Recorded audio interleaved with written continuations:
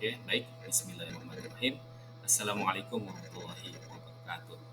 Ya, baik. Bertemu lagi dengan saya, Mas Kur dari SMIT Rodatul Jana Cilegon, Provinsi Banten. Kali ini saya akan merefleksikan modul keempat tentang pedagogi informatika. Yaitu di sini prinsip pedagogik, HOTS, TIPEK, dan desain pembelajaran. Seperti biasa, ada tiga komponen yang akan saya lakukan refleksi ya tentang pemikiran reflektif terkait pengalaman belajar mandiri di modul 4, lalu analisisnya mengimplementasi modul 4 dalam konteks guru informatika dan keterhubungan topik yang dipelajari. Ya, pemikiran reflektif terkait pengalaman belajar mandiri modul 4. Di sini apa saja pengalaman belajar yang baru saya diperoleh. Ini kerangka materi pada modul ya. Di bab 1 tentang prinsip-prinsip pedagogik, lalu di bab 2 tentang pembelajaran berorientasi HOTS, lalu di bab 3-nya integrasi pembelajaran dalam kerangka TIPEK, dan yang terakhir adalah di bab 4 tentang desain pembelajaran dan pengembangan modul. Lalu pemikiran reflektifnya di sini juga prinsip-prinsip pedagogik ya, terhadap ada 6 di sini. Tinggal dibaca saja.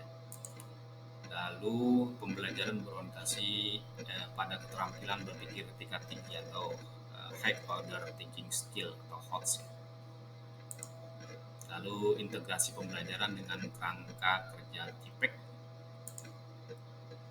Nah, di sini bagaimana emosi yang dirasakan terkait pengalaman belajar atau pembelajaran yang dilakukan. Saya rasa penuh antusiasme ya. Bagi sebagian orang mungkin pembelajaran tentang pendekatan pembelajaran yang baru dan inovatif bisa memicu rasa antusiasme yang tinggi. Mereka mungkin merasa terinspirasi untuk mengintegrasikan konsep baru ini ke dalam praktek pekerjaan mereka. Lalu rasa kebingungan, ada rasa termotivasi dan rasa percaya diri. Lalu di sini hal yang baik yang berkaitan dengan proses belajar atau pembelajaran itu peningkatan pemahaman. Modul 4 ini memberikan pemahaman lebih dalam tentang prinsip pedagogik, HOTS, dan TIPEK ya, dan desain pembelajaran. Lalu peningkatan keterampilan desain pembelajaran, kesadaran akan keterampilan guru yang dibutuhkan, dan motivasi untuk inovasi. Lalu yang perlu diperbaiki terkait dengan proses belajar atau pembelajaran itu klarifikasi konsep yang rumit. Di sini beberapa konsep seperti TIPEK atau HOTS mungkin terasa rumit bagi beberapa peserta didik. Perlu adanya lebih banyak penjelasan atau contoh yang lebih terinci ya, untuk membantu siswa memahami dengan lebih baik.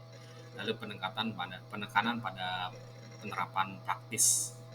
Lalu interaksi dan diskusi yang kurang dan umpan balik yang lebih terperinci. Lalu pertanyaan kritis yang berhubungan dengan konsep materi, yaitu di model 4, sehingga tergali materi lebih jauh. Bagaimana prinsip pedagogik yang dibahas dalam modul ini dapat diadaptasi untuk memenuhi kebutuhan siswa yang beragam dalam kelas informatika. Lalu apakah guru informatika telah mengintegrasikan prinsip pembelajaran berbasis HOTS dalam desain pembelajaran mereka? Jika belum, apa tantangan utama yang dihadapi dalam mengimplementasikannya? Lalu bagaimana guru informatika memahami konsep TIPEK dan mengintegrasikannya dalam pengajaran materi informatika? Apakah ada strategi khusus yang digunakan untuk mengembangkan TIPEK? Dan yang terakhir adalah dalam merancang pembelajaran informatika, bagaimana guru mempertimbangkan berbagai aspek seperti tujuan pembelajaran, alur pembelajaran, dan desain pembelajaran efektif. Apa metode yang digunakan untuk merumuskan tujuan pembelajaran yang tepat dan relevan. Lalu kita dapat mengintegrasikan literasi digital dengan topik informatika lainnya.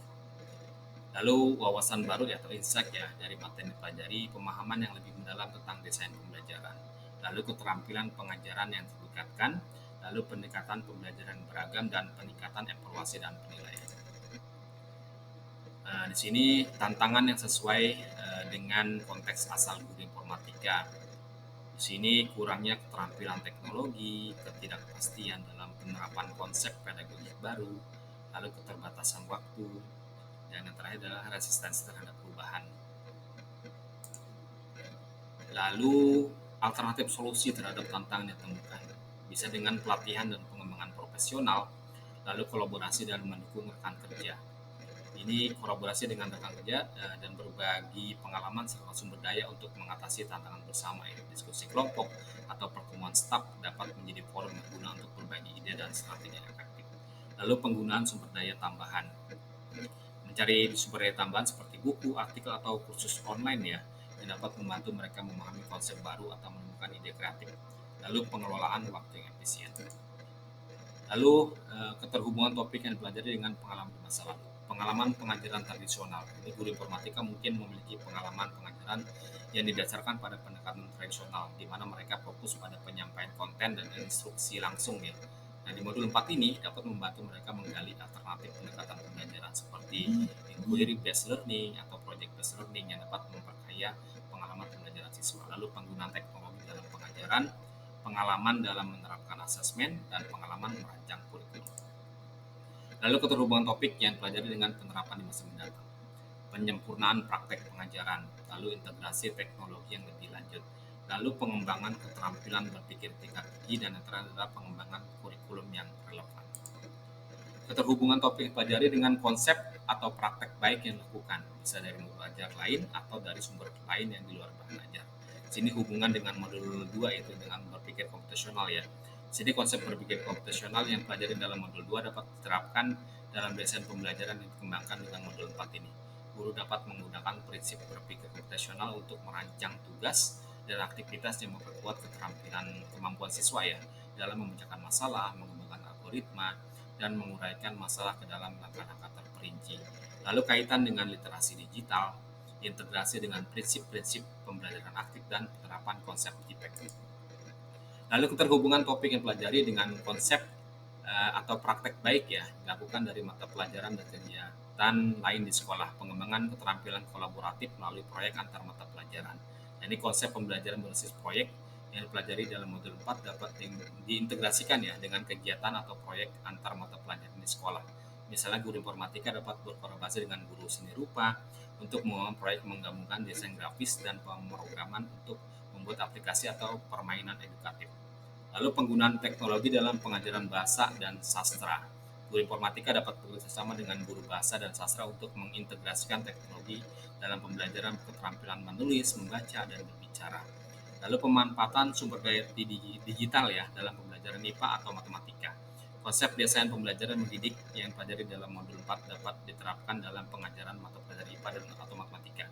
Sini guru informatika ya dapat membantu dalam merancang aktivitas yang memanfaatkan simulasi, perangkat lunak khusus, atau alat digital lainnya untuk mendemonstrasikan konsep yang kompleks dalam ilmu pengetahuan dan alam dan matematika ya.